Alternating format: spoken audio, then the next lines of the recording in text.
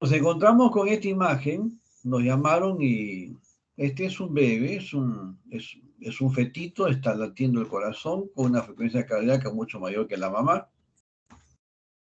Podemos reconocer que por el espectro Doppler del flujo de los grandes vasos del feto, que está con una frecuencia cardíaca en 172 latidos por minuto, cuando debería ser no más de 140. Algo está pasando con el bebé. La curiosidad llevó a ver el diámetro bitemporal, es normal. La longitud del fémur también, la placenta está bien implantada. Y seguramente ustedes ya están pensando que me he equivocado de clase, ¿no? Que no era de ginecostetricia, sino de hipertensión pulmonar. Y tienen razón, pero el problema es de que quien tiene el síndrome no es el bebé, sino la mamá. Este es el corazón de la mamá, donde podemos reconocer algunas modificaciones morfológicas como un crecimiento muy importante de la aurícula derecha, del ventrículo derecho, y prácticamente una modificación de la morfología de las cavidades izquierdas por la deformación de las derechas. Esta es la imagen característica de la sobrecarga aguda de cavidades derechas. Secundaria a hipertensión pulmonar. Si a la sobrecarga aguda le sumamos signos de bajo gasto cardíaco, es decir, la válvula aórtica, como ven acá, se abre y se cierra precozmente, tenemos los tres signos de severidad de compromiso funcional de las cavidades derechas, que es el crecimiento de las cavidades derechas, la acentuación de la interdependencia y los signos de bajo gasto cardíaco. Esto hace de que se dilate el anillo tricuspidio, aparece insuficiencia tricuspidia funcional, se estanca la sangre en el lecho venoso sistémico. Acá vemos la vena cava que no colapsa, signo de que la presión en la aurícula derecha es muy alta. En la imagen movida no significa que cuando hice el examen haya estado con movimientos coreicos, sino es la paciente que está polimnéica, está con un severo distrés respiratorio. Recuerden que embolia pulmonar, dolor torácico agudo, disnea súbita, hipoxemia y colapso. Un caso adicional, este es un paciente también evaluado en emergencia, paciente de 37 años de edad, con un aumento marcado de volumen de miembro inferior derecho reciente, dolor torácico agudo, signos vegetativos asociados, disnea incapacitante y colapso. En las imágenes prácticamente vemos lo mismo, un gran crecimiento de las cavidades derechas ubicadas en esta zona. Esta es una vista longitudinal eje largo, otra eje corto. Más tarde con nuestro grupo vamos a conversar un poco de ecocardiografía. Y el compromiso severo de la contractilidad del ventrículo derecho por una sobrecarga aguda. Vean que la aurícula izquierda prácticamente está colapsada, severa fuga tricuspidia. Esto es lo que debimos ver en el caso que les presenté en la primera clase. Cuando hacemos contraste salino, esta imagen blanquecina tiene que opacificar las cavidades derechas. En este caso se ha abierto la fosa oval y algunas burbujas que es la imagen blanquecina pasan estos puntitos a las cavidades izquierdas.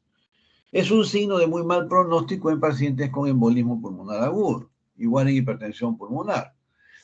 Y muy pocas veces puede verse el coágulo, tapando prácticamente como un corcho la bifurcación de la arteria pulmonar. Debo mencionarles que este paciente tenía una neoplasia abdominal, había sido operado 6 meses atrás. Las neoplasias generan estados hipercoagulables y desafortunadamente una de las complicaciones de los pacientes oncológicos es la embolia pulmonar.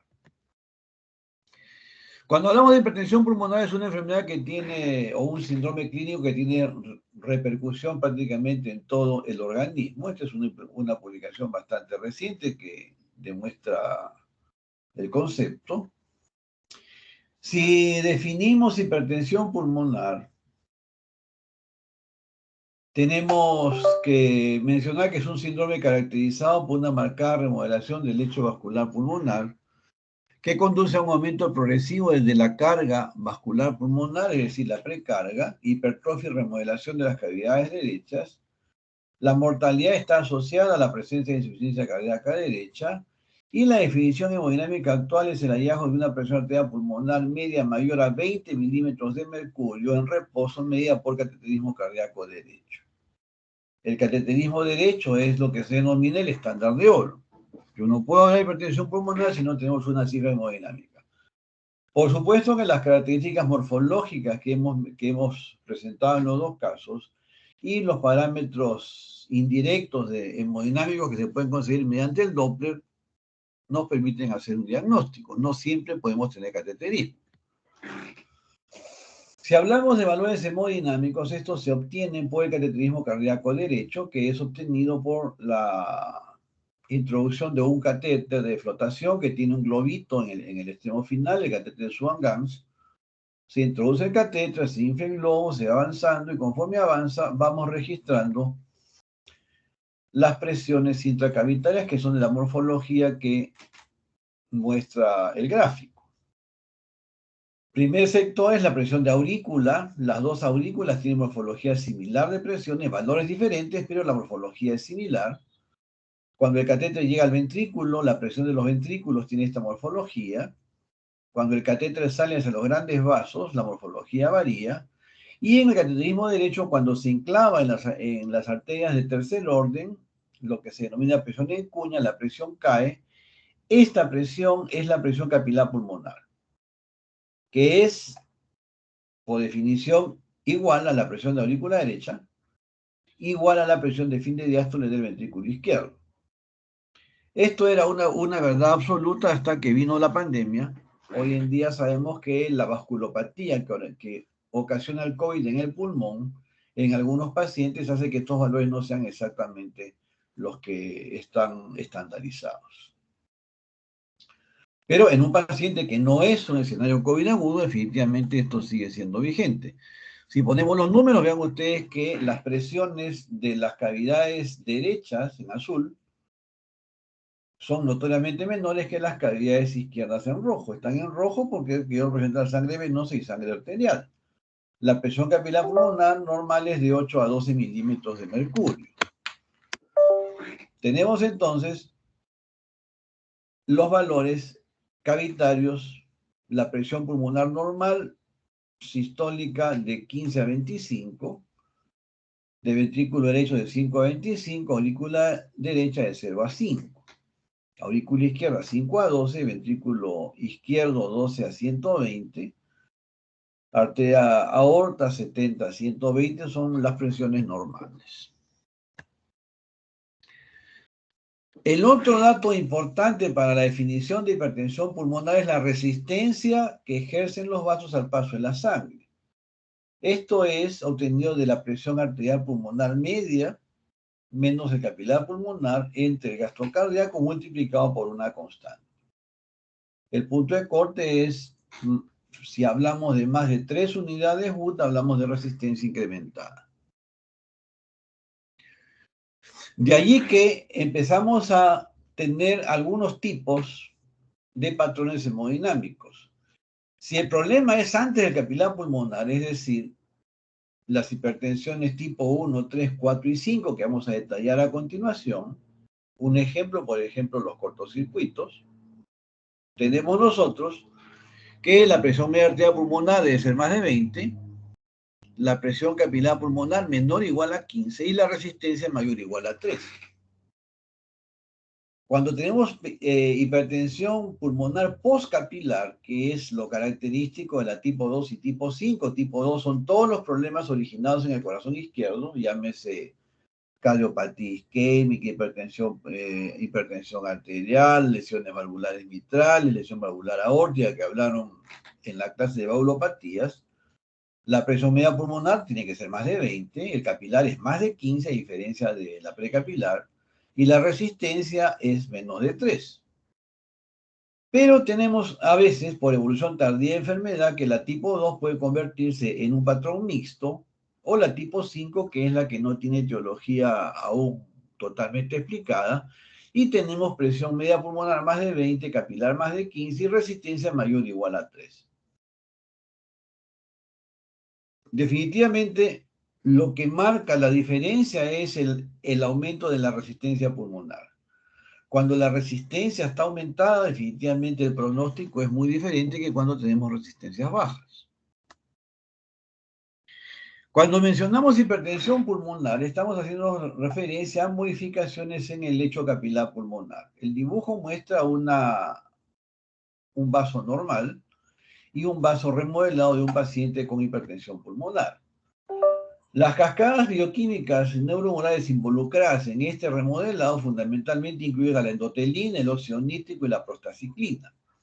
La alteración del funcionamiento de estas tres cascadas lleva a inicialmente cambios funcionales como vasoconstricción, posteriormente cambios estructurales, hipertrofia de capa media, fibrosis de capa media, necrosis de capa media y hipertensión pulmonar ya no reversible.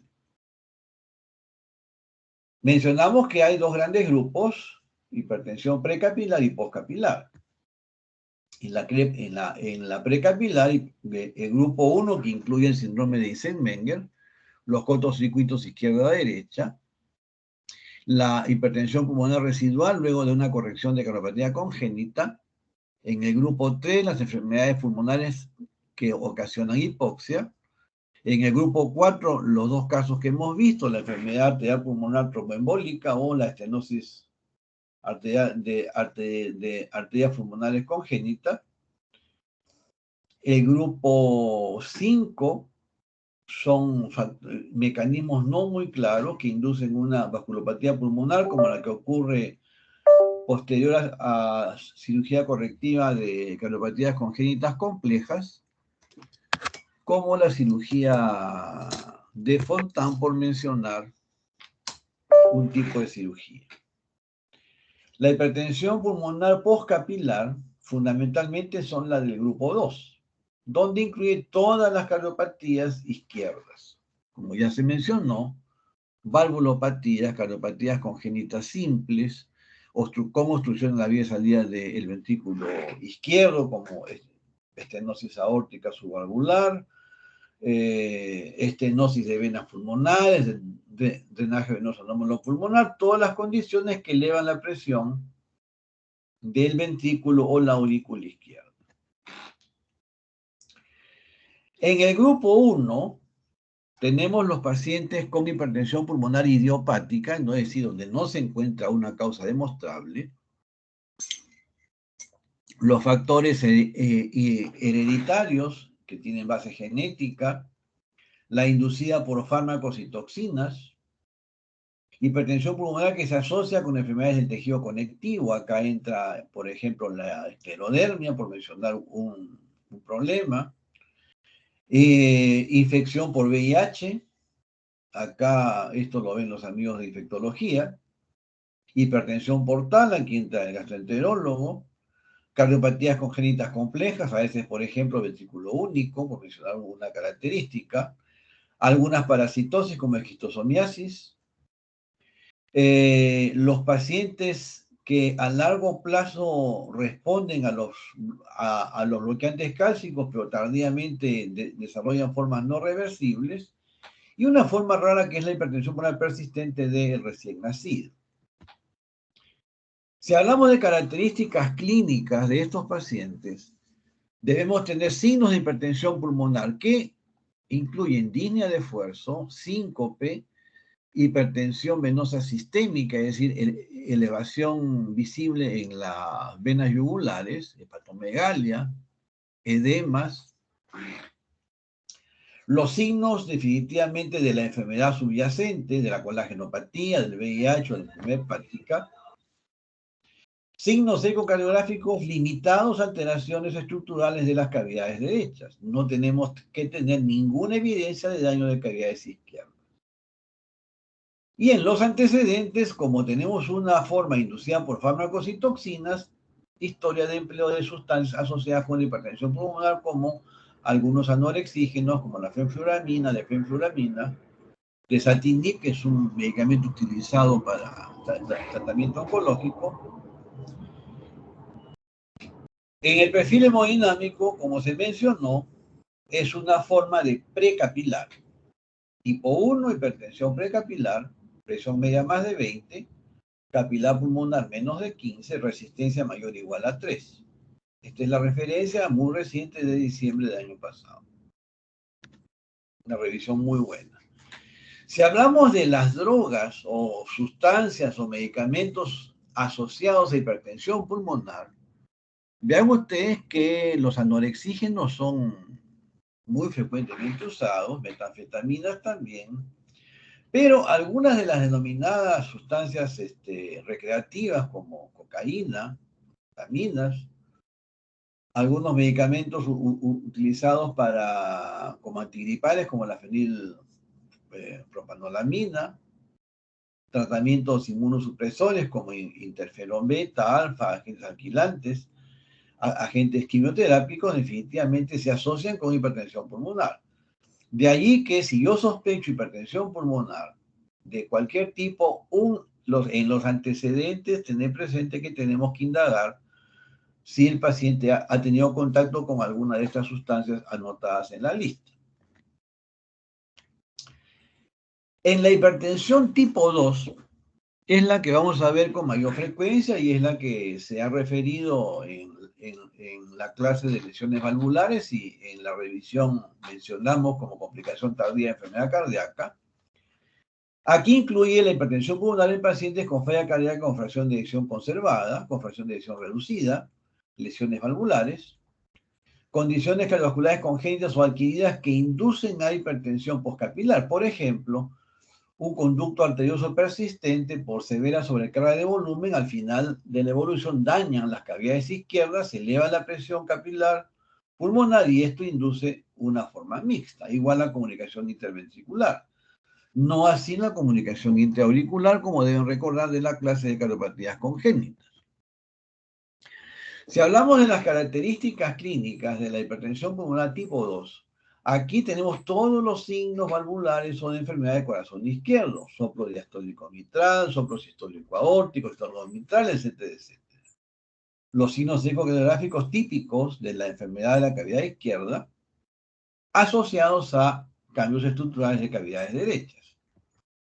El patrón hemodinámico, presión media más de 20, presión capilar pulmonar más de 15 por la disfunción ventricular izquierda y resistencia vascular pulmonar menor de 3.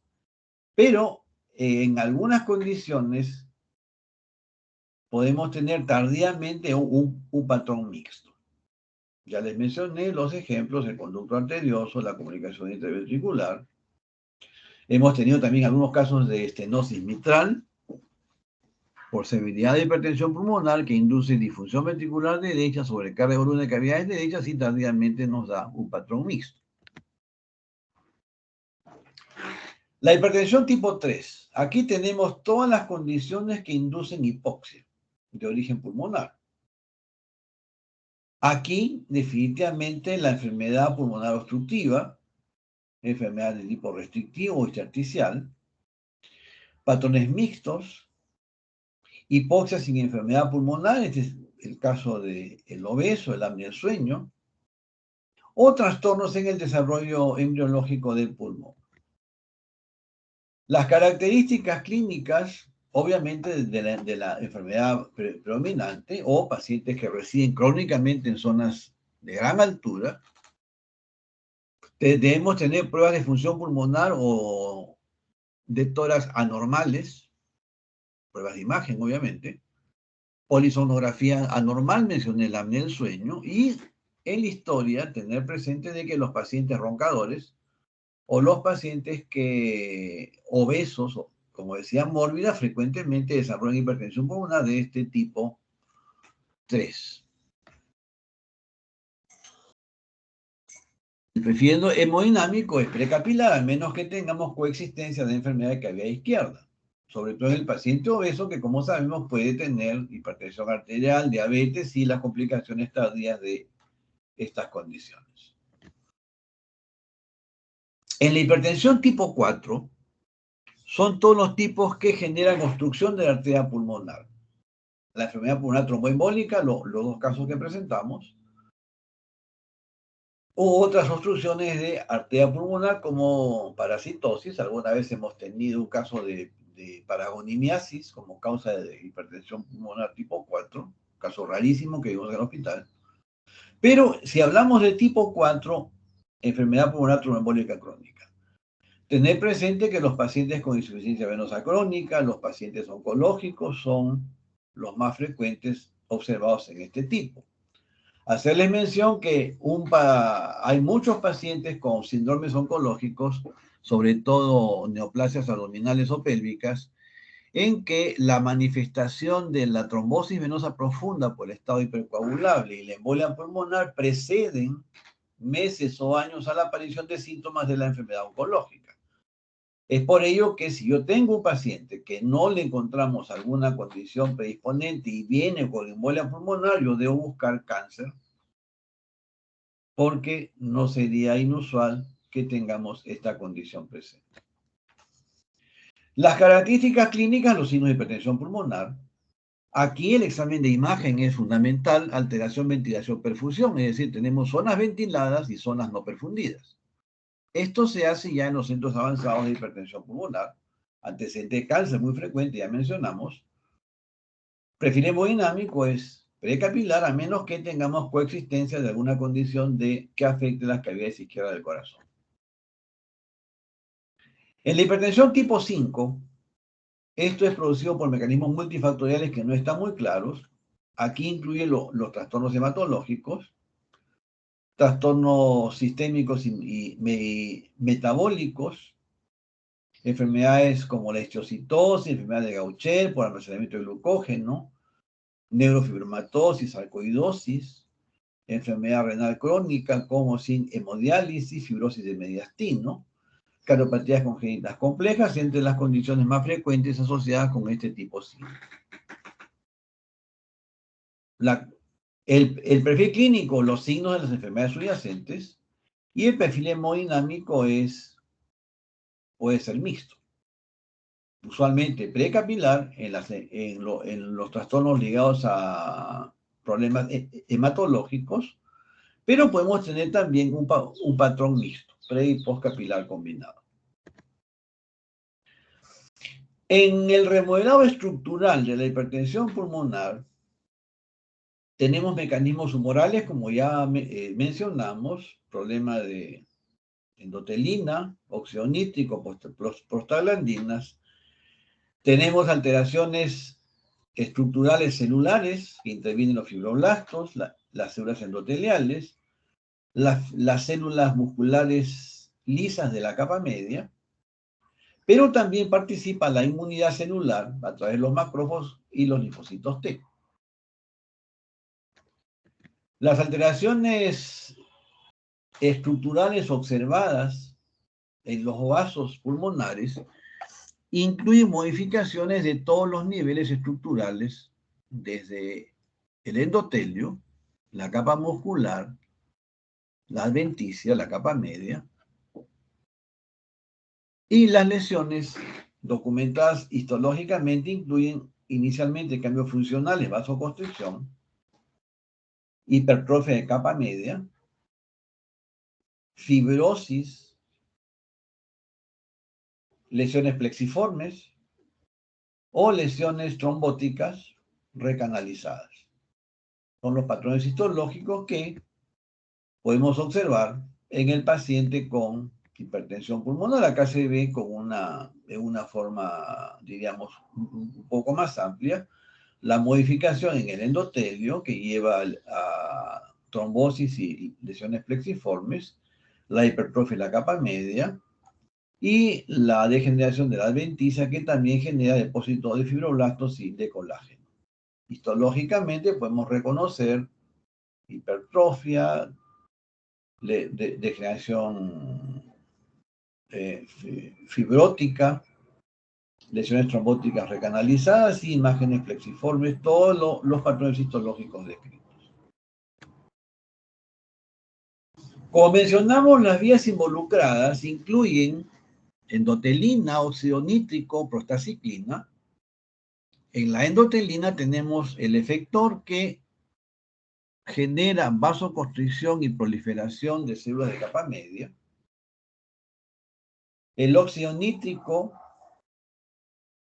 genera vasodilatación y antiproliferación. O sea, si esta cascada no funciona adecuadamente, vamos a tener vasoconstricción y proliferación.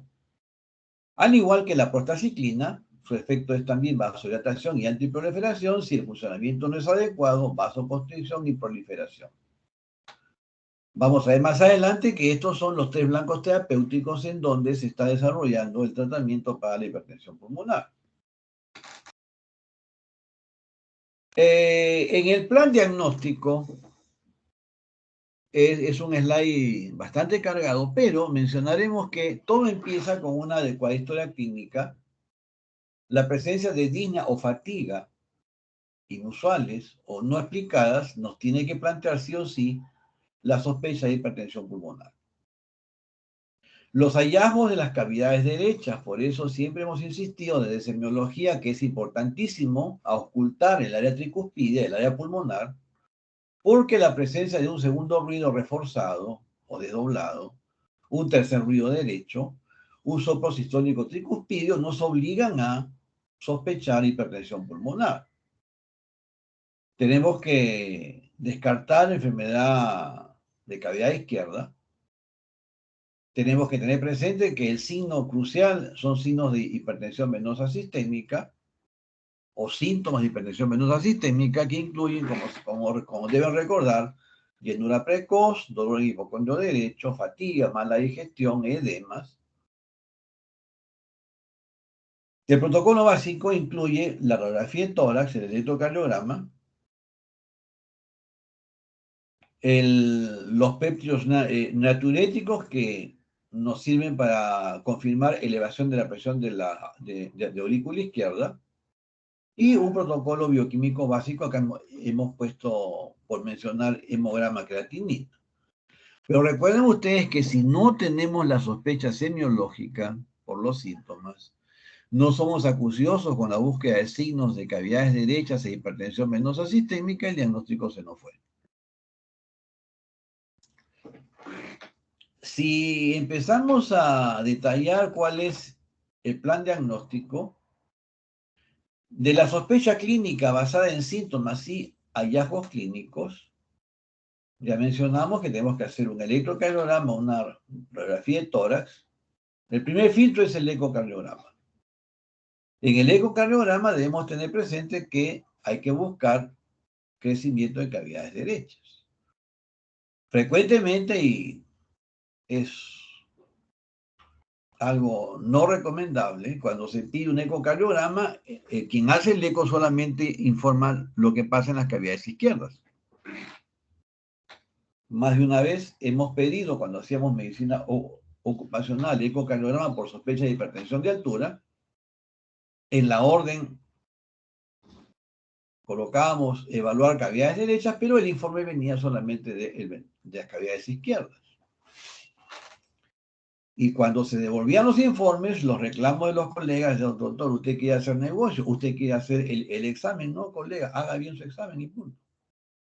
Entonces, si yo pido un ecocardiograma con sospecha de hipertensión pulmonar y no consigno evaluar cavidades derechas, evaluar función auricular derecha, función ventricular derecha, presión de arteria pulmonar, no me van a enviar la información que necesito.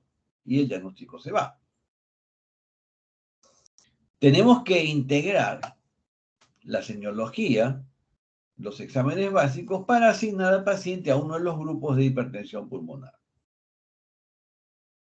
Si hablamos del protocolo diagnóstico inicial, ya mencionamos radiografía de tórax, electrocardiograma, los exámenes sanguíneos de rutina, hemograma completo, un perfil metabólico básico, ácido úrico, hormonas tiroideas, BNP o NT-proBNP, que son los péptidos natriuréticos, anticuerpos antinucleares, o sea, un perfil reumatológico, prueba de función pulmonar, llámese espirometría.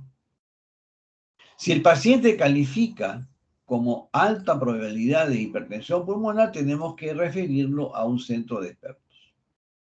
Sobre todo si la sospecha es del tipo 1, que es un tipo bastante complejo y que se asocia con severa difusión ventricular derecha, al igual que los pacientes con hipertensión tipo 4, enfermedad tromboembólica.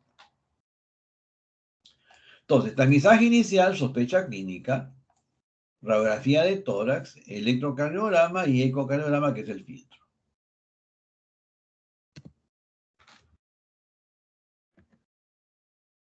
Si hablamos de los exámenes diagnósticos, en el electrocardiograma, ¿no? Ya hemos tenido una conversación 2 días en el grupo de práctica.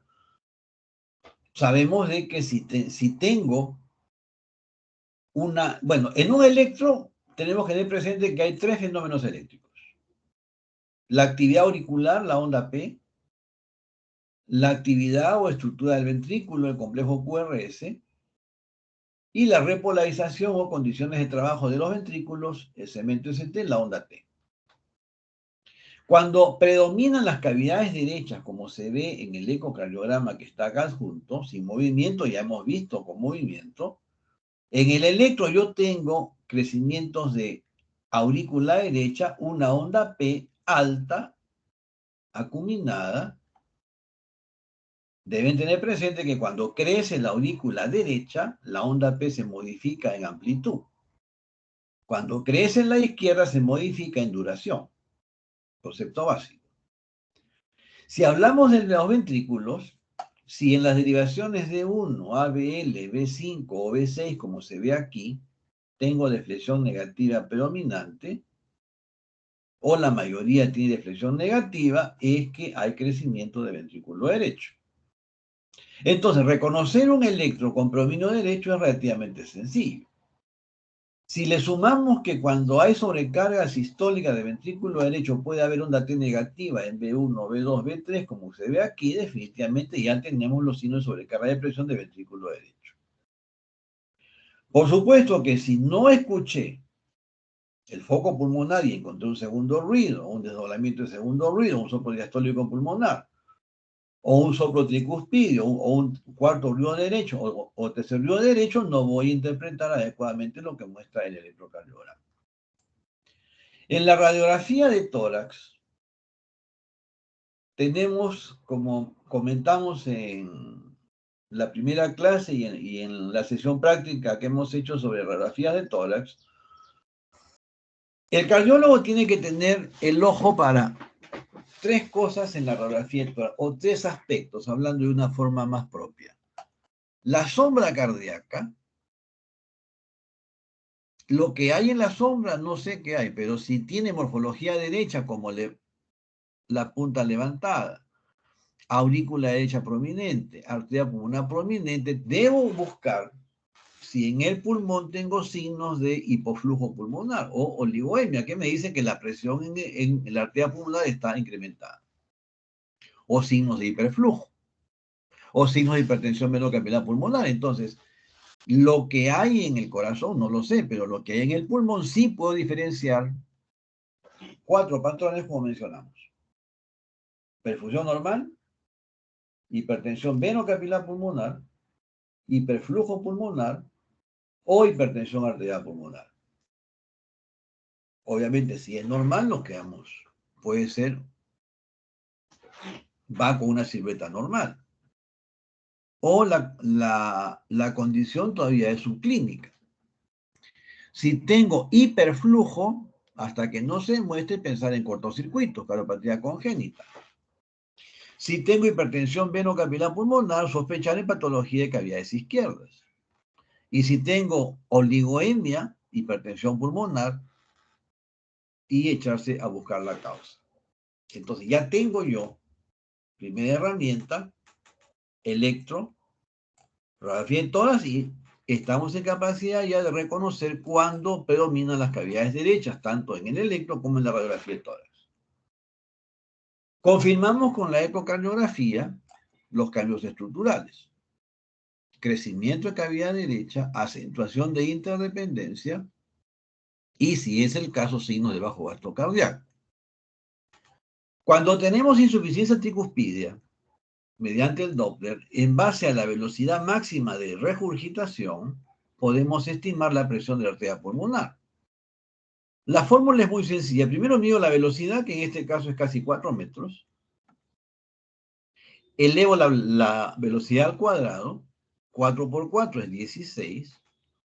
Lo multiplico por 4 y eso es el gradiente o diferencia de presiones que hay entre el ventrículo derecho y la aurícula derecha.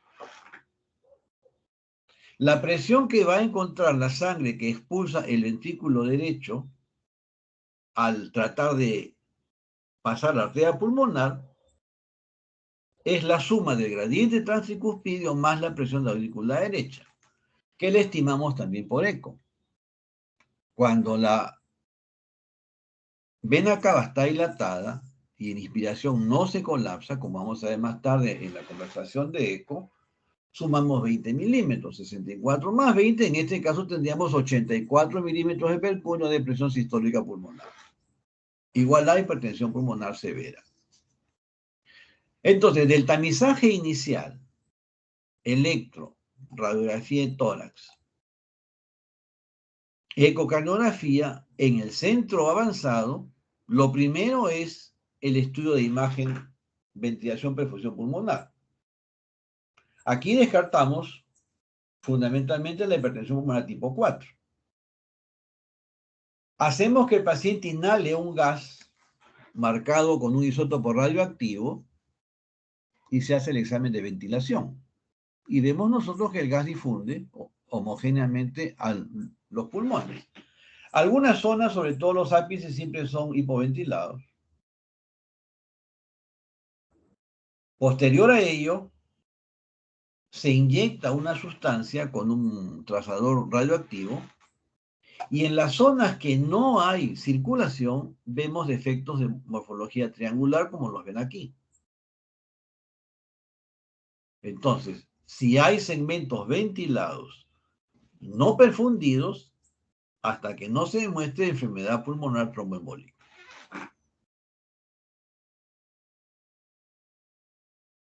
Otra técnica de imagen incluye la resonancia magnética, sobre todo cuando las sospechas son enfermedades de depósito, enfermedades degenerativas primarias del músculo cardíaco, que también pueden ir asociadas con hipertensión pulmonar. La ventaja de la resonancia es que caracteriza los tejidos, como vamos a comentarles en la siguiente clase. Esto ya se hace en centros de imagen o centros avanzados de hipertensión pulmonar. Estos exámenes, tanto la medicina nuclear como la resonancia, no están disponibles en hospitales nivel 3 como el de nosotros. Algunos lo tienen. Llámese, mejor no digo nombres, pero por mantenimiento pésimo hay resonadores en el MINSA que no funcionan hoy día.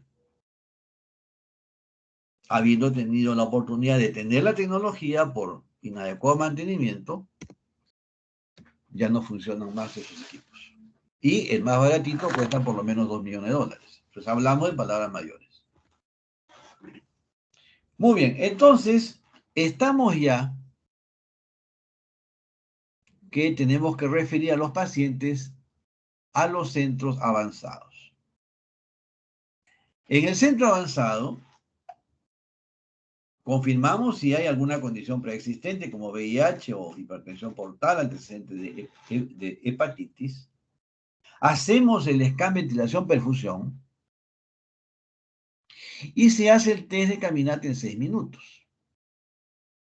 El test de caminata en 6 minutos ya es una prueba funcional.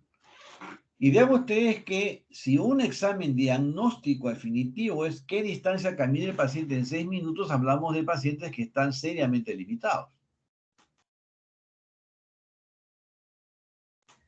La polisonografía, si está indicado, la angiotomografía pulmonar, en caso de enfermedad pulmonar tromboembólica, o la resonancia magnética. Finalmente, si tengo ya altísima sospecha de hipertensión pulmonar, el examen final diríamos que es el cateterismo cardíaco derecho. Aquí tenemos que cuantificar las presiones pulmonares y ver si el paciente responde al uso de vasodilatadores, es decir, aplicamos óxido nítrico, prostaglandina o adenosina y vemos si la presión pulmonar disminuye.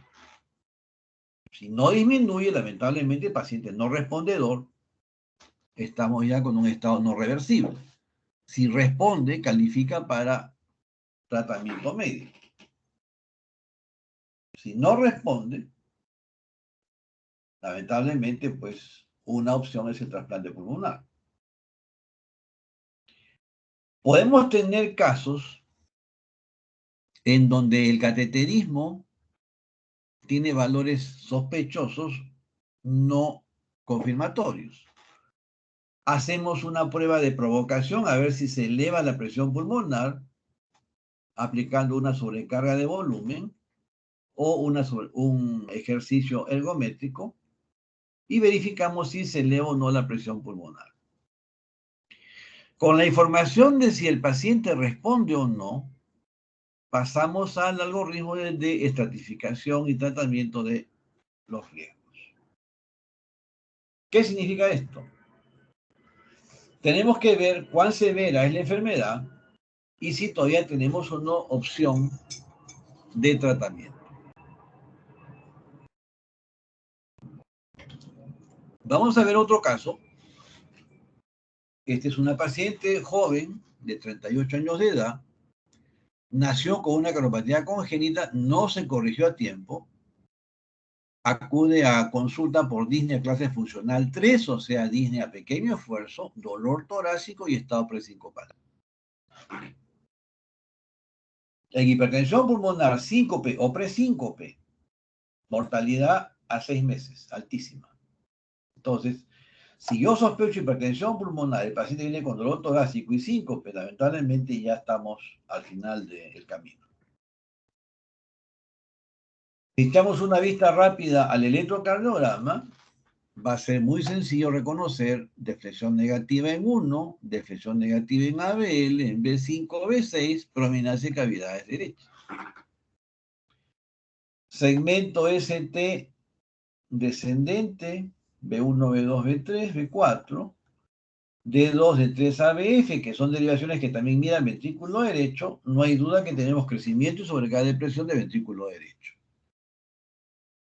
La aurícula derecha no está en este caso muy visible, pero hay signos indirectos como el cambio de voltaje significativo de B1, B2 a B3, B4 en las direcciones precordiales, signo indirecto de crecimiento de aurícula derecha. Pero si tenemos signos de notorio crecimiento de ventrículo derecho y sobrecarga de trabajo del ventrículo derecho, indirectamente me sugiere que la aurícula derecha también debe estar crecida. En la radiografía de tórax, vemos que hay, obvio que hay cardiomegalia. El borde es de crecimiento biventricular, predominantemente izquierdo. La pregunta es, ¿y cómo me dice usted que el ventrículo derecho está crecido? Yo veo una sombra en una sola incidencia. A veces cuando las aurículas están demasiado grandes, la punta se va hacia atrás y la radiografía no es de las más características. Pero sí tenemos un gran crecimiento de aurícula derecha. El límite para el arco inferior derecho es el tercio interno del emitoras derecho, acá está en la mitad. Vena cava superior visible, esto sugiere hipertensión venosa sistémica. Arteria pulmonar muy prominente, rama derecha arteria pulmonar muy prominente, y esta imagen, algo redondeada, es la imagen del conducto arterioso calcificado. Lamentablemente, un paciente nació con un conducto arterioso de alto flujo, dañó el corazón severamente. Este es el eco. Vean ustedes lo grande que es el ventrículo derecho. El tabique está notoriamente desviado hacia la izquierda. El ventrículo izquierdo, que por el conducto debería estar grande, más bien parece pequeño. Hay derrame pericárdico, otro signo pronóstico. Hipertensión pulmonar y derrame pericárdico. Lamentablemente, estadio avanzado de enfermedad. Vean ustedes lo grande que es la aurícula derecha. inmensa, ventrículo derecho inmenso. En la radiografía todo lo que veíamos era prácticamente aurícula derecha. El tabique interauricular está prácticamente comprimiendo la aurícula izquierda. La insuficiencia tricuspide permitió calcular una presión sistólica pulmonar de 105 milímetros de mercurio, cuando debe ser menos de 20. Presión sistólica. La presión diastólica pulmonar la calculamos en 43 en base a la insuficiencia pulmonar. Y la presión media pulmonar estaba en 73 milímetros de mercurio. Al 53 le sumamos 20. O sea, con la ecocardiografía, en forma indirecta, podemos nosotros estimar las presiones de la arteria pulmonar. Hipertensión pulmonar severa. Y la causa de todo era un conducto arterioso que ya casi no tiene flujo. El flujo es bidireccional porque ya se elevó la presión arterial pulmonar, la paciente ya tiene cianosis diferencial, signo tardío de hipertensión pulmonar en el ductus, y el espectro de flujo del conducto, en vez de ser izquierda a derecha, es bidireccional. Por momentos hay flujo de la arteria pulmonar hacia la aorta. ¿Cómo es eso? Es que la presión de la arteria pulmonar es mayor que la presión de la arteria aorta. Lamentablemente, hipertensión pulmonar severo, se hizo cateterismo derecho, no hubo respuesta con vasodilatadores, pronóstico sombrío. Tenemos un segundo caso. Esta es una paciente de 22 años de edad, ingresa con disnea, dolor torácico, tos, con esputo hemoptóico y síncope. Aquí ya no fue un estado presincopal, sino la paciente debuta con síncope. Electro, deflexión negativa en D1, en ABL, B5, B6, y vean ustedes lo que comentamos ayer en la conversación de electro. Lo primero que tenemos que ver nosotros cuando interpretamos un electrocardiograma es con qué parámetros se registró el electro. La velocidad, 25 milímetros por segundo, está en el papel. La amplitud de registro es esto, que en este caso está a medio estándar, o sea, a 5 milímetros por milivoltio. Aquí está con lo convencional, 10 milímetros por milivoltio, o sea, 2 cuadrados grandes. Acá también, y vean ustedes, acá está a 2.5. Esta amplitud no es comparable con esta, porque esta amplitud es 4 veces más amplia. Entonces, tengan mucho cuidado cuando lean electrocardiogramas. Lo primero, ¿con qué parámetros se registró? Porque falsamente podemos tener voltajes normales cuando están 4 veces más grandes. Entonces tenemos deflexión negativa en 1, ABL, B5, B6, crecimiento de ventrículo derecho. Cambio de voltaje importante de 1, B2 a B3, aurícula derecha, y vean ustedes la morfología de la onda P. Muy bonita, alta, acuminada, característico de crecimiento de aurícula derecha. No se olviden. Aurícula derecha, amplitud. Aurícula izquierda, duración. Seguimos. En el ecocardiograma, ya es conocido crecimiento de cavidades derechas, derrame pericárdico, lamentablemente mal pronóstico, insuficiencia tricuspidea. No es el crecimiento tan importante como el caso previo. Aquí no se encontró ningún cortocircuito. Este fue un caso de hipertensión pulmonar tipo 1. Hipertensión pulmonar primaria, precapilar. No se encontró ninguna condición asociada, ni colagenopatía, ni VIH, ni enfermedad tromboembólica. No tenía ninguna condición, excepto el hallazgo de hipertensión pulmonar a los 22 años. La presión pulmonar estimada fue alrededor de 91 milímetros de mercurio. Lamentablemente, a pesar del tratamiento que teníamos a disposición en esa época, este es un caso ya de hace algunos años, solamente calcio-antagonistas, la paciente falleció antes del año postdiagnóstico, 22 años. Entonces, Cuando hablamos de hipertensión pulmonar, el ecocardiograma es una herramienta fundamental. O sea, si algún examen que tenemos nosotros disponibles para confirmar lo que sospechamos con el electro y la radiografía del tórax es la imagen básica. Y la imagen básica es el ecocardiograma. Tenemos que tener presente que hay crecimiento de ventrículo derecho, crecimiento de aurícula derecha, crecimiento de la arteria pulmonar y dilatación de la vena cava y aurícula derecha. Los números, ¿sabe? Esto ya es más para el especialista. Pero como médico general, como médico de atención primaria, o como interno que voy a hacer guardia en el externado o en el internado en emergencia y me llega un síndrome de dolor torácico agudo, yo debo tener presente que una de las condiciones asociadas al dolor torácico agudo es embolia pulmonar. Causa de hipertensión pulmonar tipo 4. Y cuando tenga esa sospecha, tengo que pedir un eco y decirle al cardiólogo, doctor, ¿cómo está el ventrículo derecho? ¿Cómo está la arteria pulmonar? Hay unos signos de hipertensión venosa sistémica. Porque si no sospechamos, no diagnosticamos. Entonces, si algo aporta el eco, modificación estructural de ventrículo derecho, aurícula derecha, arteria pulmonar y vena cava inferior.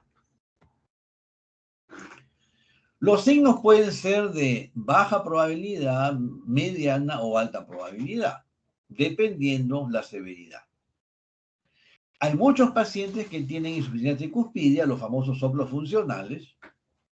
Si la velocidad es menos de 2.8 metros por segundo, hablamos que probablemente sea una condición fisiológica o no patológica.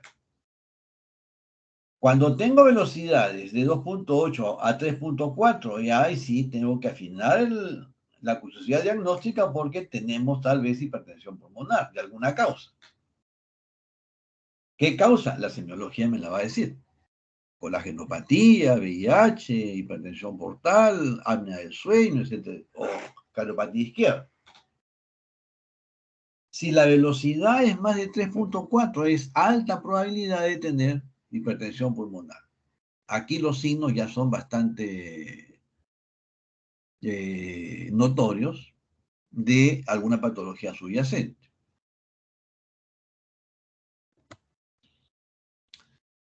Ahora, existen también scores clínicos. Nos olvidamos de los colores por el momento, también de los números, pero vean ustedes, signos clínicos de insuficiencia cardíaca derecha, esto es semiología. Si no pregunto, vamos a aumentar esto porque es importante. Si yo no pregunto por signos derechos, llenura precoz, fatiga, dolor en hipocondrio derecho, mala digestión, edema, se me va la sospecha. La historia me dice también si en el tiempo los síntomas derechos se han ido acentuando. Esto es historia clínica. Preguntar por síncope o estado presincopal al esfuerzo. Esto también es historia. ¿Qué capacidad funcional tiene mi paciente? Es clase funcional 1, 2, 3 o 4. Entonces, los 4 primeros criterios o ítems, esto es historia clínica. Recuerden siempre lo que nos dice la doctora Palomino, la semiología, el examen clínico es fundamental para cualquier proceso diagnóstico.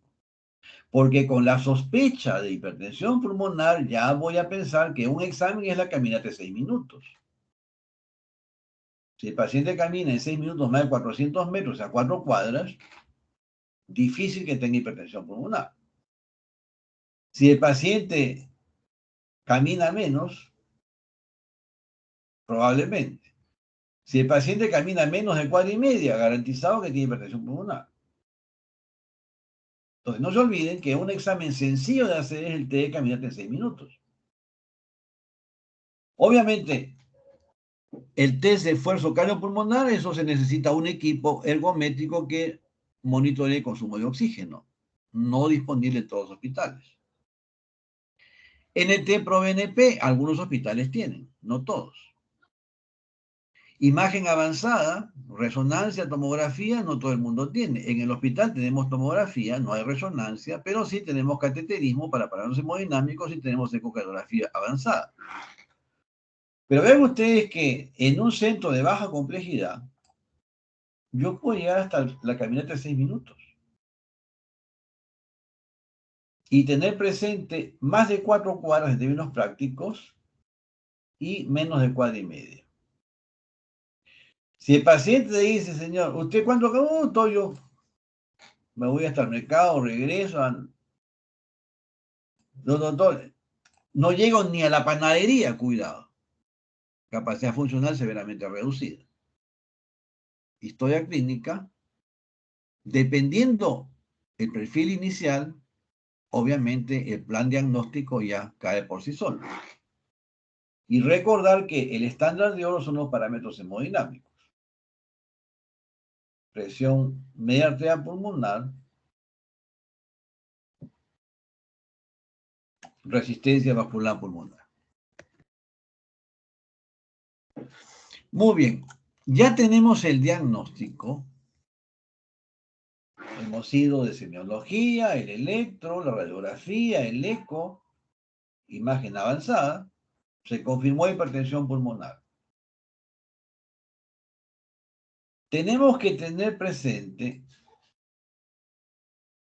si el paciente respondió a un diagnóstico de hipertensión pulmonar, tenemos que valorar cómo está el estado funcional global del paciente. Estabilizar la volemia. Son pacientes que por lo general tienen aumento de la precarga. Oxígeno suplementario. Anticoagulación, hipertensión idiopática. La dieta, ejercicio, medidas anticonceptivas para mujeres en edad fértil. Embarazo está contraindicado en hipertensión pulmonar. Si la sospecha es genética, asesoría genética si es necesario, vacunaciones según necesario, porque recuerda que las enfermedades pulmonares acentúan o agravan el estado clínico del paciente con hipertensión pulmonar.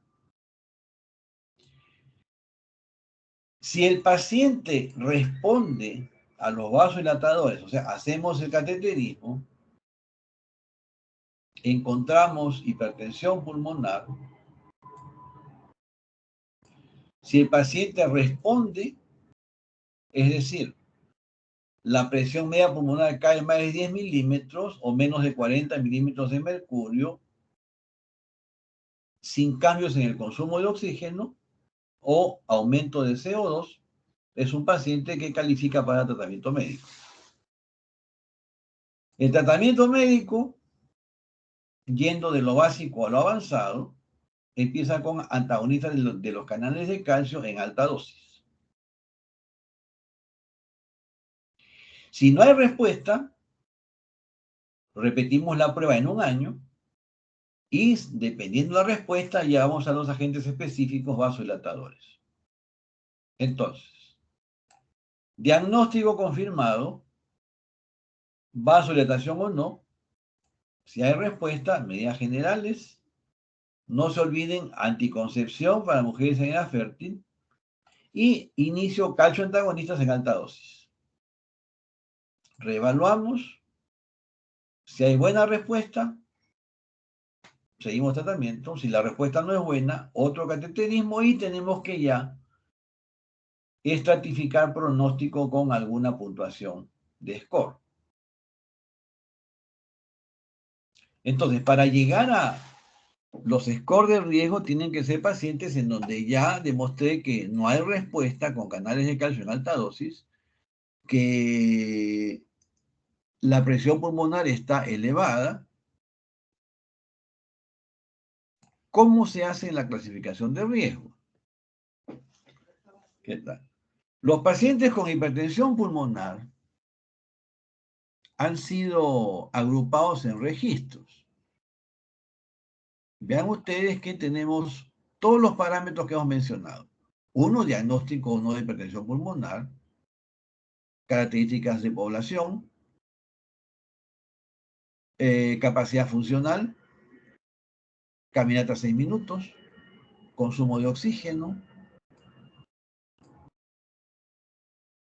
péptidos natriuréticos, parámetros estructurales como aurícula derecha, diámetro arteria pulmonar,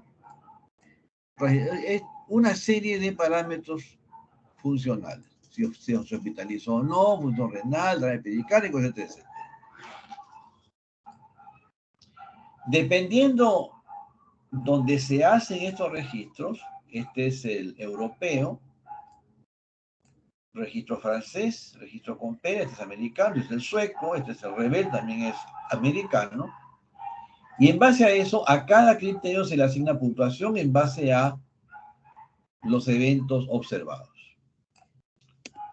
El score que más se usa es el score Rebel, que tiene sustento. Vamos a regresar. De registro de pacientes, o sea, registro Rebel. Acá están todas las características. Permitió desarrollar esta puntuación. ¿Qué criterios incluye esta puntuación? Subgrupo de hipertensión pulmonar. Dependiendo el tipo, si es asociado al tejido conectivo, hipertensión portopulmonar, acá están las tipo 1, hipertensión familiar, la puntuación se asigna. Hipertensión tipo 1. Paciente tiene o no insuficiencia renal. Sin insuficiencia renal, con insuficiencia renal. El género, masculino.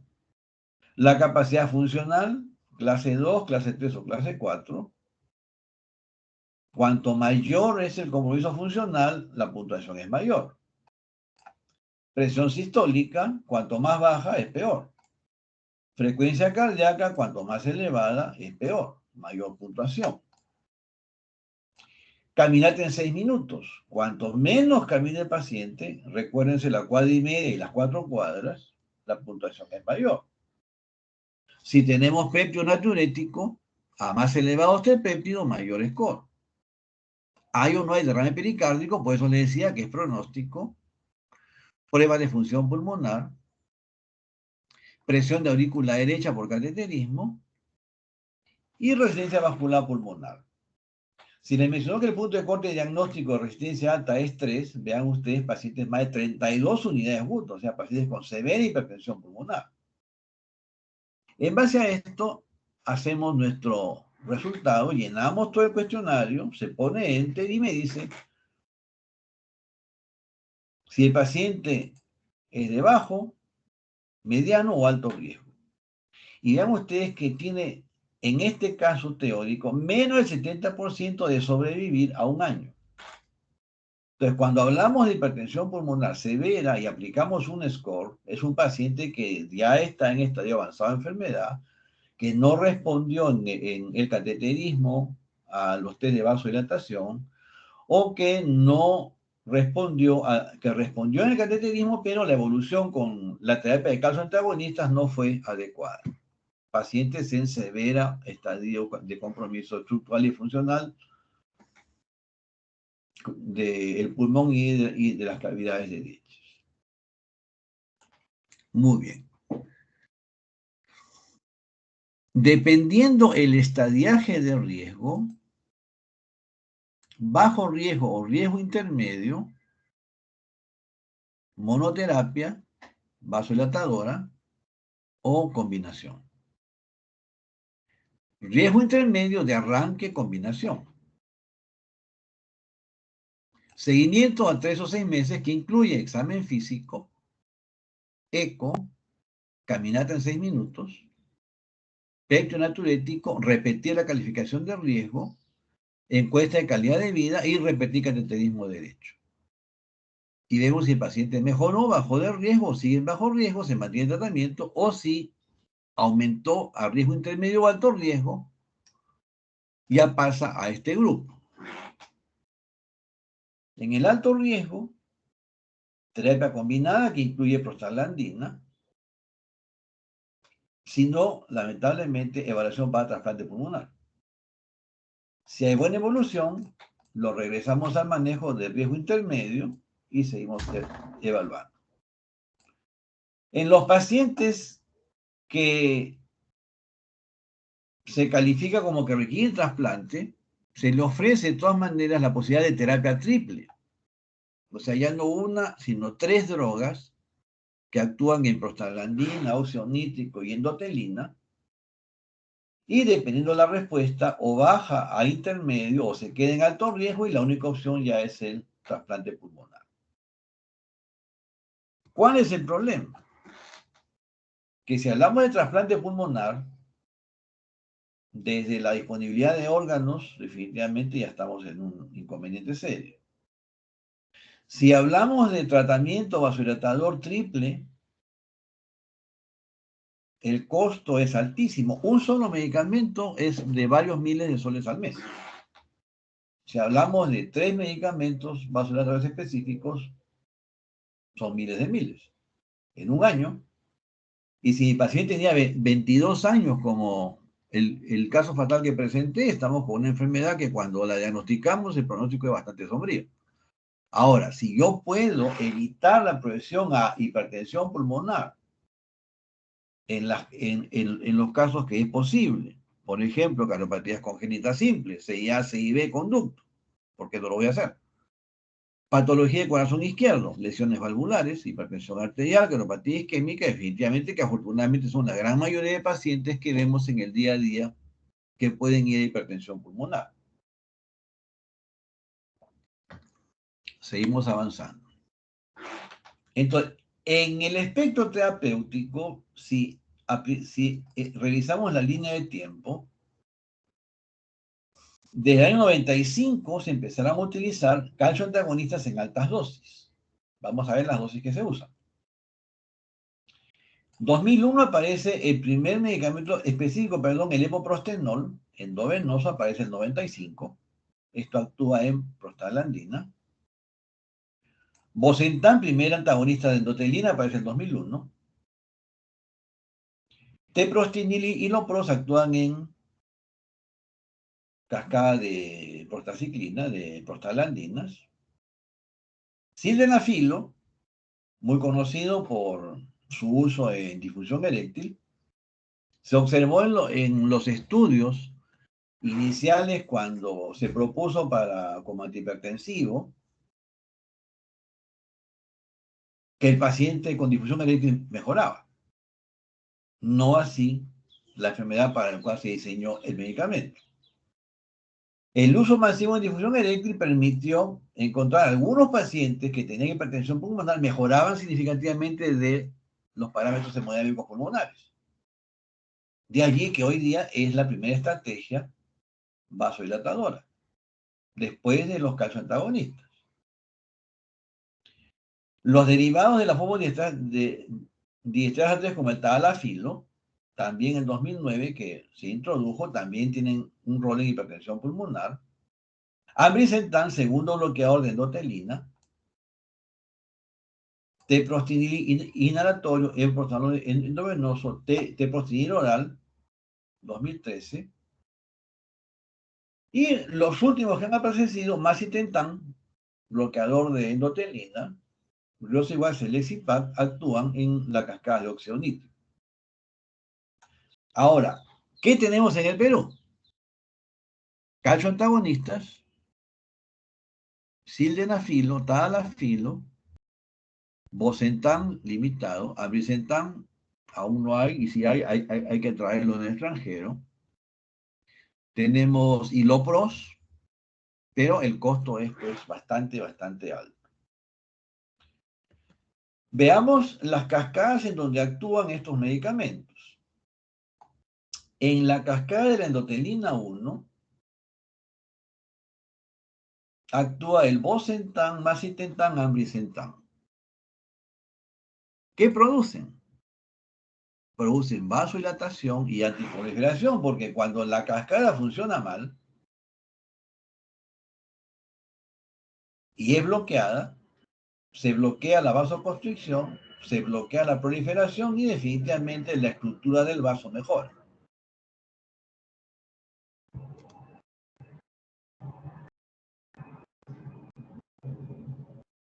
Cuando tenemos alteraciones en la cascada de la prostaciclina, tenemos acá evoprostenol, prostindil, hilopros, Celexipac. La consecuencia o el efecto que buscamos, vasodilatación y disminuir proliferación.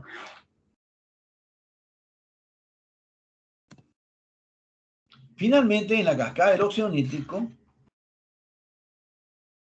actúan los inhibidores de la fosfodiesterasa 3, sildenafilo, tadalafilo, y el glosiguat, que generan vasodilatación y disminución de proliferación. Aparentemente sería la solución, porque si yo estoy actuando contra la consecuencia funcional, que es la vasoconstricción, y contra la consecuencia estructural, que es la proliferación de la pared vascular, se acabó la hipertensión pulmonar. Pero, ¿cuáles son los resultados que se obtienen con la terapia para hipertensión pulmonar? Entonces, si revisamos de qué disponemos, esta es una revisión del 2021. Tenemos inhibidores de la fosfodiesterasa 3, sildenafilo, tadalafilo. Estimulantes de la cascada de la guanil ciclasa, Rosiguat. Análogos de prostaciclina, evoprostenol, del prostindil, hilopros. Agonistas de receptores de prostaciclina, el Celexipac. Y agonista de receptor de endotelina, ambrisentan, macitentan, bosentan.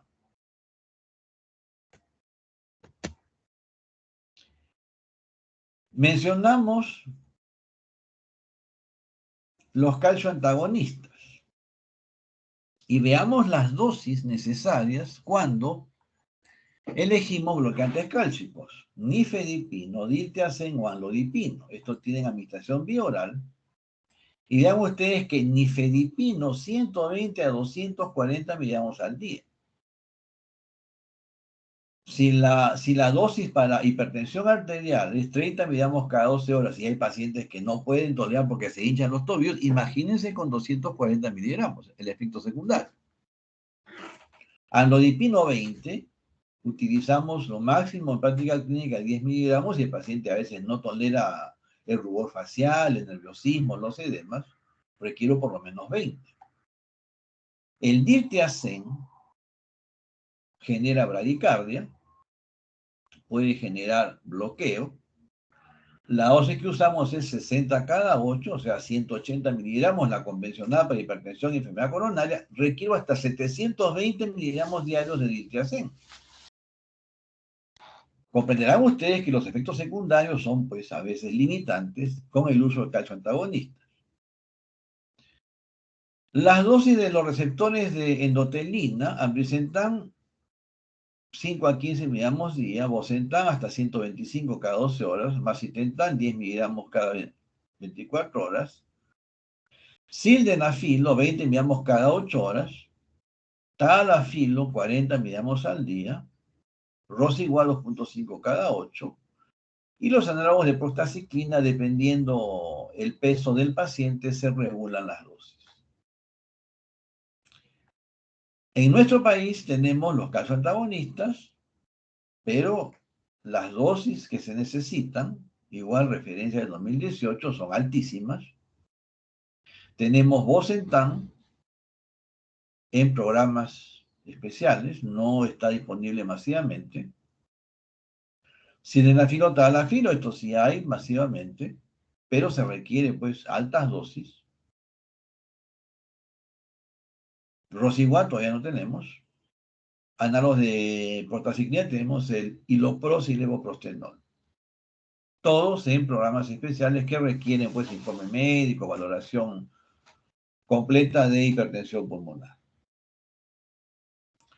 ¿Qué se consigue? O sea, si son medicamentos de alto costo, son medicamentos que actúan a nivel de la cascada, que genera la modificación vascular, de aumento de resistencia y modificación estructural del vaso, supuestamente deberían ser curativos. Pero lo que se consigue, vean ustedes, con las altas dosis de nivel de fosfodiesterasa 3, es mejoría en la caminata de 6 minutos. Y estos son metros. O sea, con la dosis más alta, lo que consigue es que el paciente camine 50 metros más.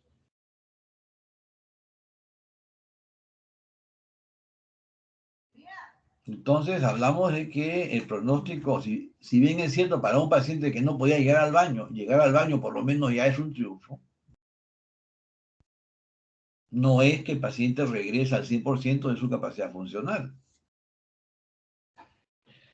Si hablamos de los efectos de los medicamentos nuevos, aquí tenemos pacientes libres de eventos, llámese mortalidad, hospitalizaciones, falla derecha,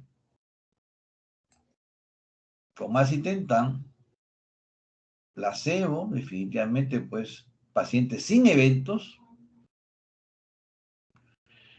con la dosis máxima mejora, pero siguen habiendo eventos. Y vean ustedes que son más que 36 meses. Si hablamos de otra estrategia, el Selexipag, y pacientes libres de eventos placebo, hay mejoría, pero también en 36 meses. Y no es que se cura la enfermedad, sino que se reducen los eventos finales. O sea, el paciente se muere menos, el paciente se hospitaliza menos, pero la enfermedad sigue avanzando. Cuando analizamos la terapia combinada, este es un metaanálisis en donde se analiza la respuesta. Si tenemos acá todas las letras mayúsculas que hay, son ensayos clínicos, randomizados, doble ciego, en donde se compara combinación de drogas versus monoterapia.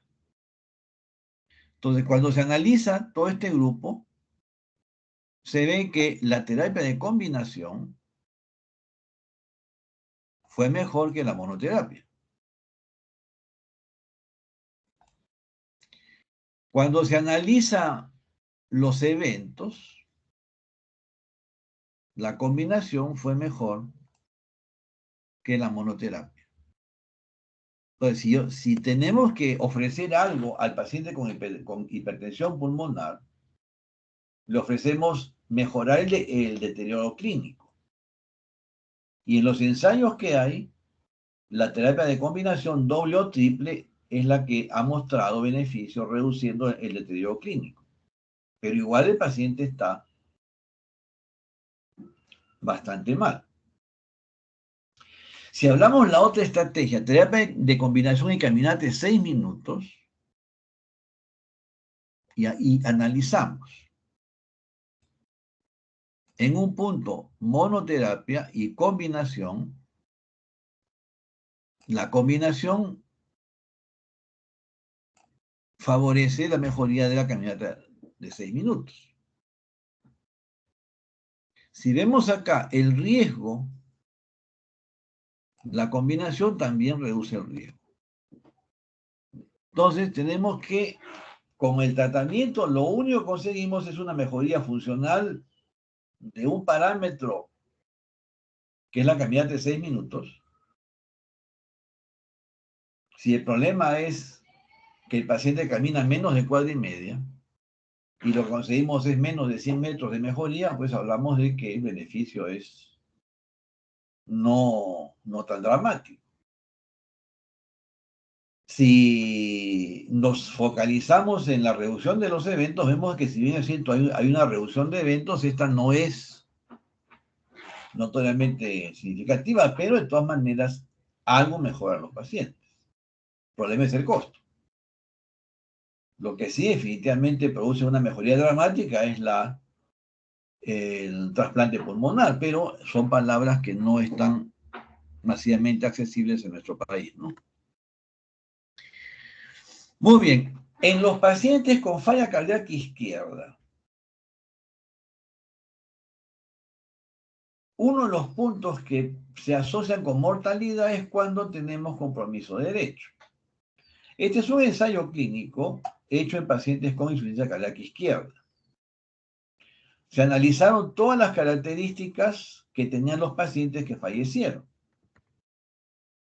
Y observamos que de las características que hay, índice cardíaco, dimensiones volumétricas del ventrículo izquierdo, función ventricular, hipertrofia ventricular izquierda, masa ventricular izquierda, remodelado excéntrico, parámetros diastólicos del ventrículo izquierdo, insuficiencia mitral o no, presión sistólica de arteria pulmonar y función de ventrículo derecho.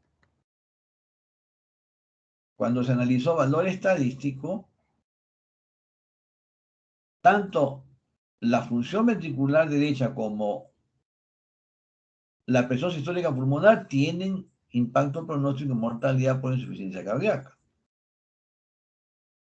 Entonces, si yo podía o pudiese evitar la progresión de la enfermedad izquierda, voy a reducir la elevación de presión arterial pulmonar, voy a reducir la disfunción del ventrículo derecho, que son las condiciones que se asocian con mortalidad por hipertensión pulmonar. Y en este blanco es que definitivamente sí, nuestro trabajo tiene un impacto capital.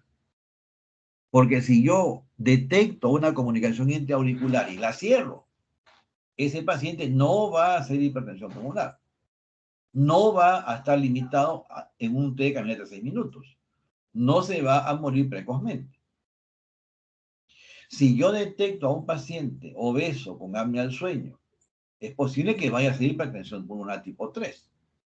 Si trabajo en equipo con el endocrinólogo, con el nutricionista y con medicina física, ese paciente lo voy a normalizar el peso, va a mejorar su función pulmonar por la noche y no va a hacer hipertensión pulmonar.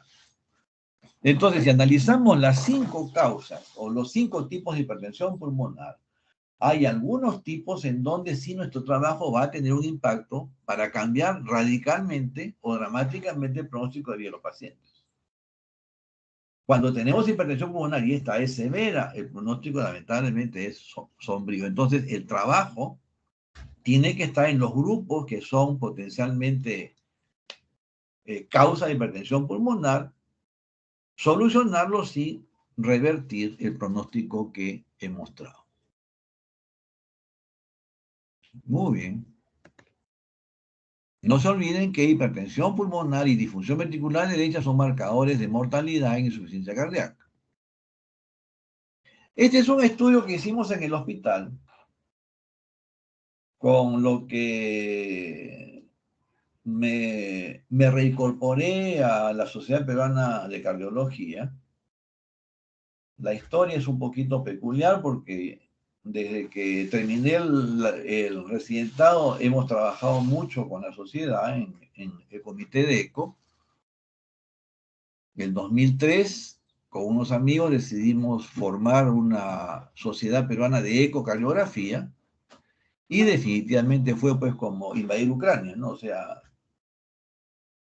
censura global y entre otras cosas me dijeron, ¿sabes qué? Mejor ya no vengas acá. Pero después, los amigos nos encontramos en los viajes y me decían, bueno, ¿qué haces acá? He venido a presentar un caso. ¿Y por qué no presentas en nuestra sociedad? Porque ustedes me han votado. Bueno, regresa. Entonces, para regresar tuve que hacer este trabajo. Agarramos 515 pacientes con diagnóstico de col pulmonar y la idea era ver si es que con la ecocardiografía podíamos diferenciar el compromiso pulmonar de los pacientes.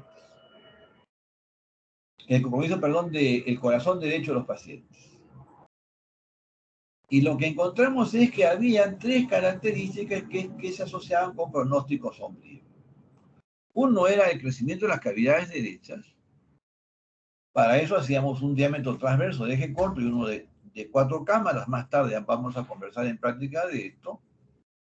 Y me permitía discriminar rápidamente si había o no crecimiento de cavidades derechas. Lo segundo, si había o no acentuación de interdependencia. Es decir, si la morfología de las cavidades derechas alteraba la morfología de las cavidades izquierdas. Y lo tercero, si había o no signos de bajo gasto cardíaco.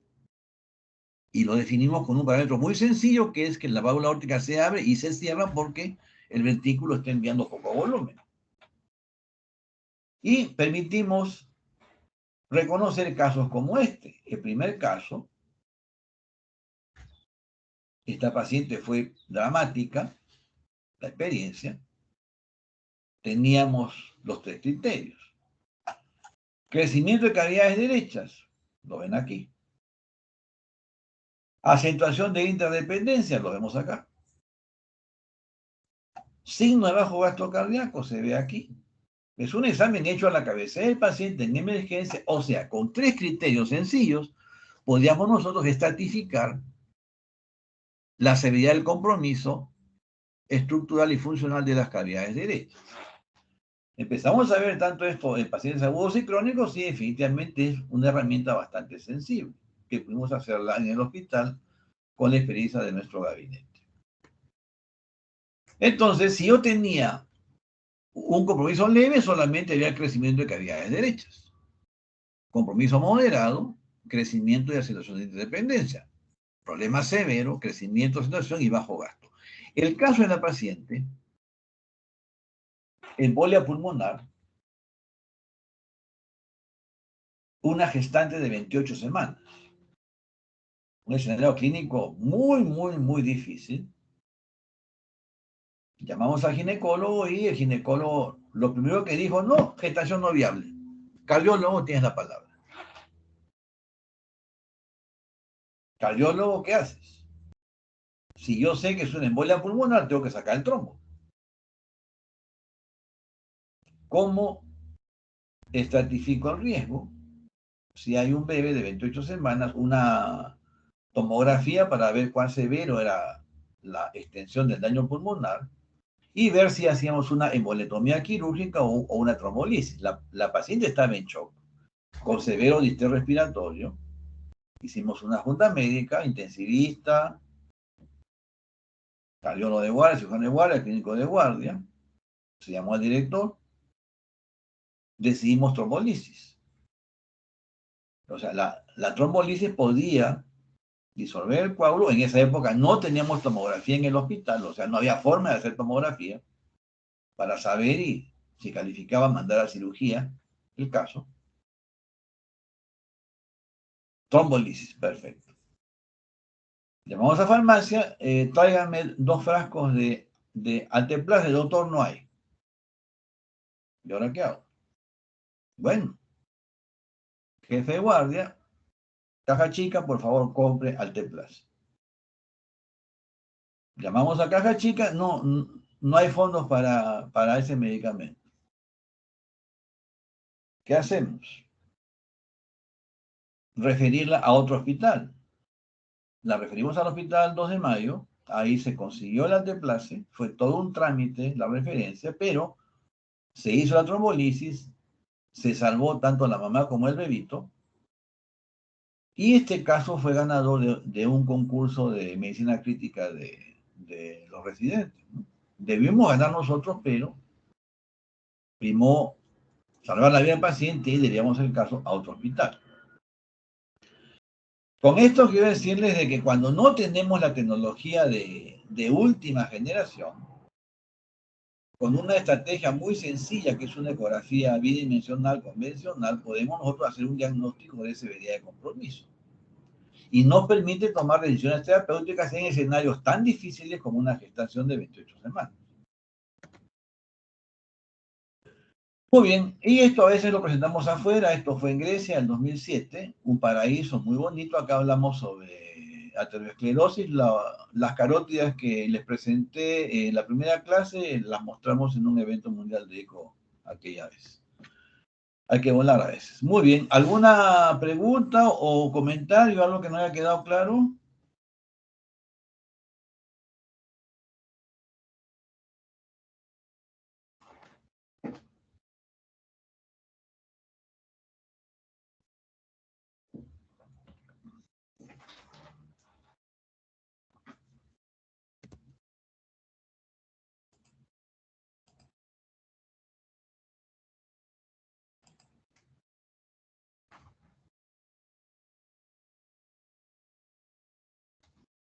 ¿Me escuchan? Sí, doctor, sí se le escucha. ¿Tienen alguna pregunta?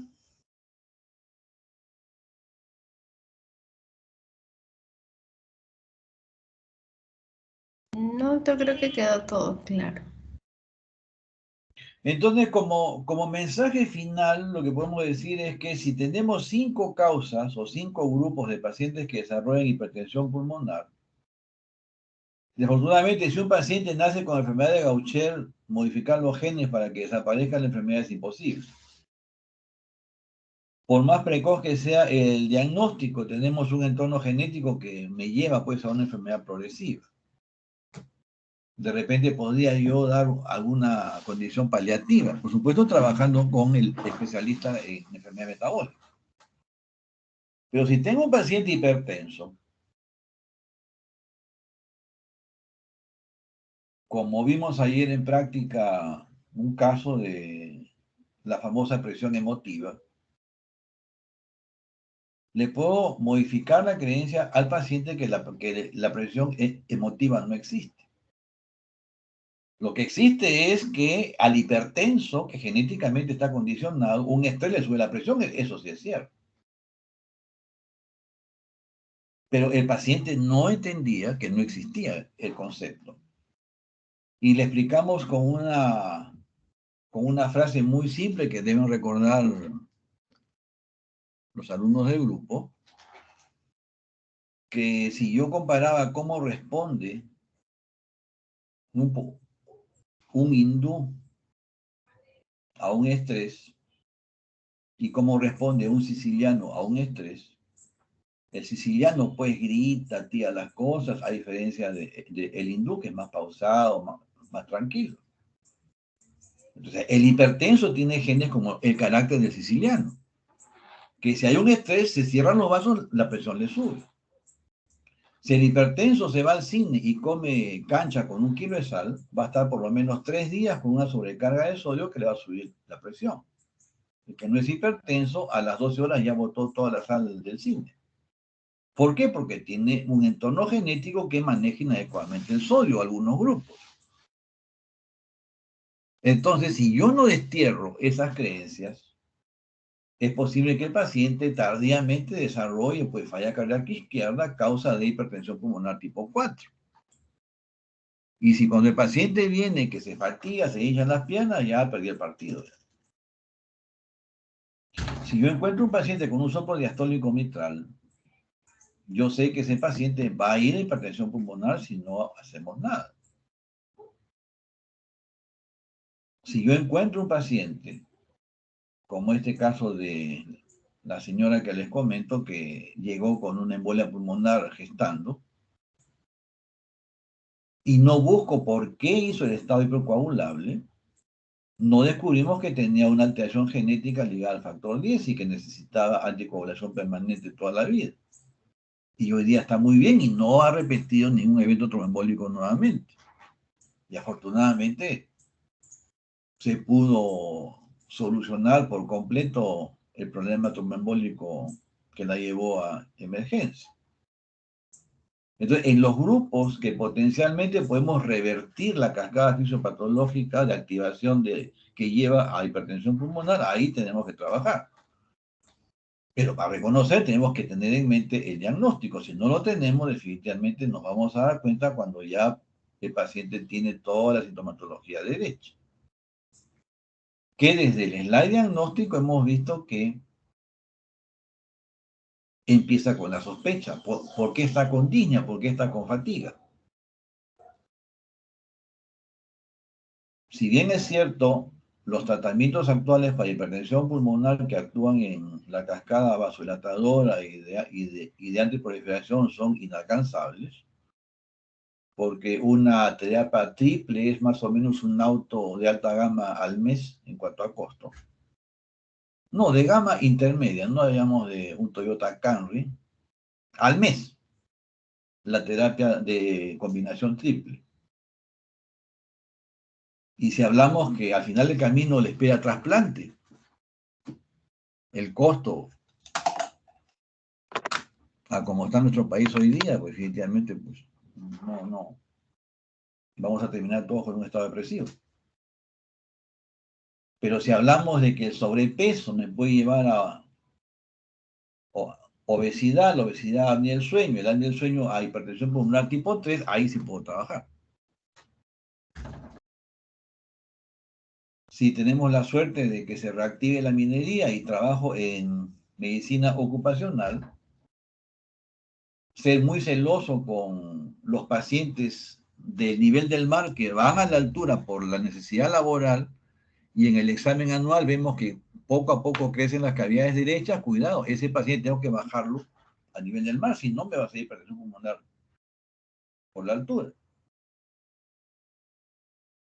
Si el paciente tiene malas costumbres, es fumador pesado, me va a hacer una enfermedad pulmonar intersticial que también lleve hipertensión pulmonar. O sea, se puede trabajar en infinidad de escenarios que al final del camino acaban en hipertensión pulmonar.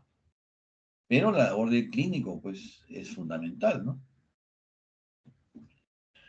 Muy bien. Entonces, a las 9:15 comenzamos la sesión práctica. No sé si tienen alguna otra pregunta o algún comentario adicional. Doctor Armendáriz, justo estaba viendo, había programado su clase para el viernes 18 y antes el doctor Ríos también había programado su clase para el viernes 18 a las 7 de la mañana. Ya. Bueno, No sé. cuando yo programé la clase, no vi la doctor Ríos. Yo pensé que iba a ser ayer la clase de infarto. No, doctor, está ahí programado. Justo también lo estaba revisando para coordinar las otras teorías. Y sí, lo programó el día miércoles, el Ya, viernes 18. ya, entonces, la tercera clase la hacemos, pues, el día jueves.